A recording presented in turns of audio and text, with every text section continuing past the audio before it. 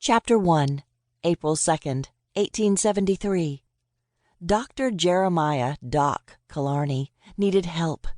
As the only doctor in Hope's Crossing and nearby Nevada City, both in the Montana Territory, he was kept more than busy, trying to care for the 3,000 residents who live within the two towns.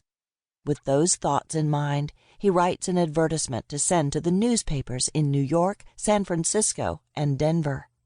Nurse wife wanted to aid doctor in Hope's Crossing, a mining town in the Montana Territory. Woman should have training as a nurse or willing to learn. Marriage will take place on arrival. Write to Dr. Kilarney, General Delivery, Hope's Crossing, Montana Territory. That ought to do it.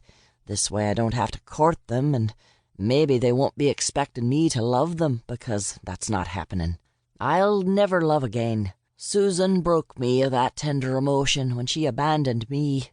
I couldn't help my time away in the war, and she said she understood. But that was a lie. She was just waiting for Howard Blake to come around and marry her. Well, he wouldn't be fooled again. He copied the missive 3 times and put each one in an envelope. He addressed one to the New York Times, one to the Rocky Mountain News in Denver, and one to the San Francisco Chronicle for their personal classifieds. Then he walked it over to the hotel to give the 3 envelopes to Miss Effie, who served as postmistress. Effie stood behind the hotel registration desk. She was less than 5 feet tall, with shiny silver hair pulled up into a bun high on her head, and even standing, only her head was visible above the tall counter. New York Times, Rocky Mountain News, San Francisco Chronicle? What's going on, Doc? You gonna get yourself a subscription to them papers? No, if you must know. I'm advertising for a nurse and wife. I realize that any woman that comes here would constantly be bombarded with offers of matrimony, so I am proposing to marry her as soon as she arrives. I don't need my nurse being distracted. I need her to help me. Kind of like a mail-order bride, except you aren't going through the agency. Maybe you should. You think so? Jesse, Sam, and Alex did just fine with that Matchmaker Company agency. Maybe before you send these, you ought to talk to them, huh? That agency can find you a nurse a lot more surely than just posting in these papers for one. You may have something there, Effie.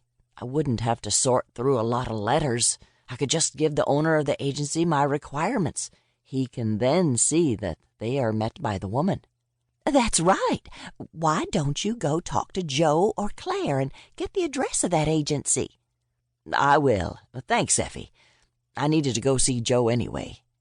He tucked the envelopes into his coat pocket and left the hotel, headed for the sheriff's house. When he arrived, he knocked on the door. A pretty, heavily pregnant blonde woman answered the door. Hello there, Doc. Come on in. Sam's in the kitchen.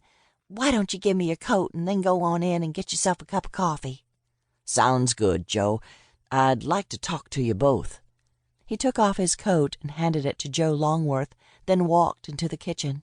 Sam Longworth, the town sheriff, sat at the table eating his breakfast. Hello, Doc. Help yourself to coffee. Are you hungry? Joe can whip up some eggs. That's right, said Joe from behind him. You just sit there and let me get some food prepared. You look like you need some good cooking. He poured a cup of coffee and sat at the table across from Sam.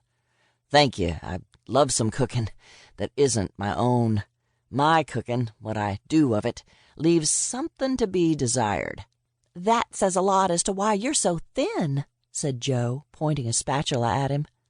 Now, what else can we do for you, Doc? Sam set his fork on his plate and lifted his coffee cup to his lips. I wanted to ask you about your mail-order bride company. I need a nurse, but I can't have a single woman in this town if I want to get any work done, so I've decided to marry her. Joe brought the coffee pot to the table and topped off both his and Sam's cups.